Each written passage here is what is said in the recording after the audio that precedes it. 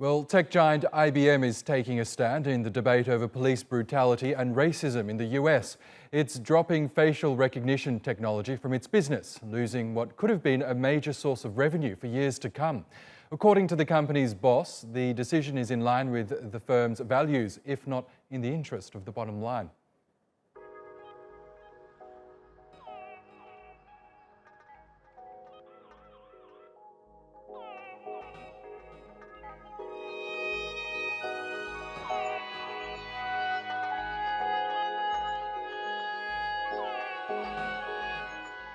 IBM firmly opposes and will not condone uses of any technology, including facial recognition technology, offered by other vendors for mass surveillance, racial profiling, violations of basic human rights and freedoms, or any purpose which is not consistent with our values and principles of trust and transparency.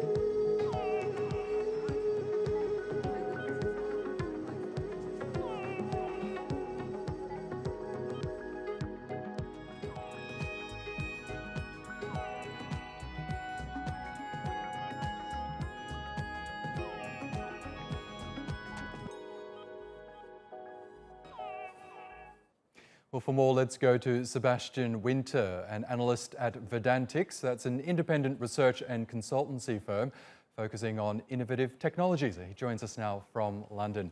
Welcome to Money Talks. Now, we saw there in the graphic that IBM has made quite an about-face in its position on facial recognition technology. Just in November last year, IBM had said blanket bans on technology are not the answer to concerns around specific use cases. Why do you think they've made such a turnaround on their position?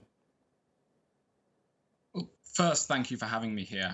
Really, I can only compliment IBM on taking an ethical stance, though I have to say I think that is only one of the reasons.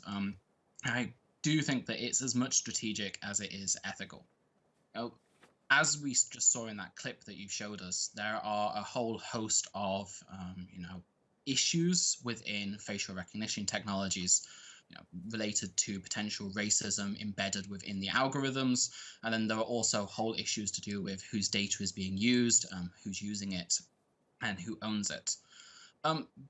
All of those, they create a ethical dilemma for IBM, but at the same time, they create a very large risk as well. I mean, when we take into account the death of George Floyd in the US, if there were suddenly some issues related to racism with IBM's facial recognition technology, that could, of course, have severe implications for the organization.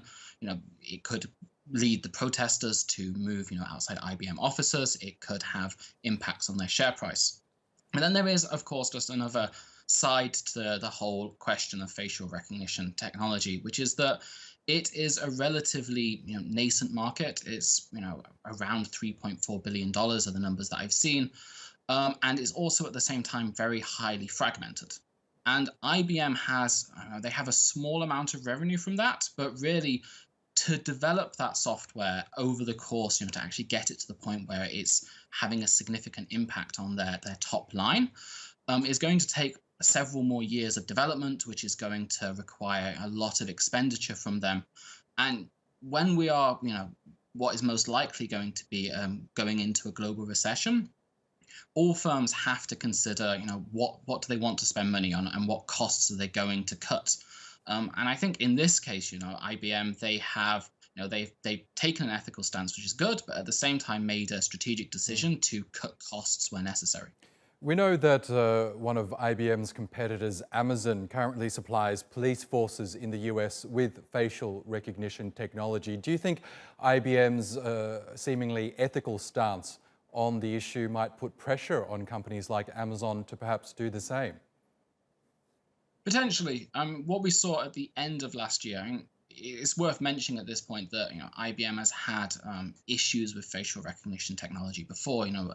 March of last year, there was an uproar when we heard that they had used data from Flickr to train their algorithms. And since then, IBM have taken a stronger stance. In November of last year, they released a call to Congress, which to ask for more stringent regulations on facial recognition technology. There were a number of other major software vendors who joined that call, such as Microsoft. And so, perhaps this will put pressure on Amazon as well. Okay, Sebastian Winter in London. We'll have to leave it there, but thank you again for sharing with us your thoughts.